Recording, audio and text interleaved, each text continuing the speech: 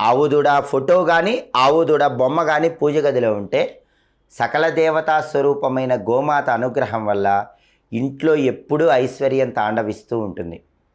అలాగే పూజ గదిలో చిన్న ఛత్రం ఉంటే చాలా మంచిది. ఛత్రము అంటే గొడుగు అని అర్థం.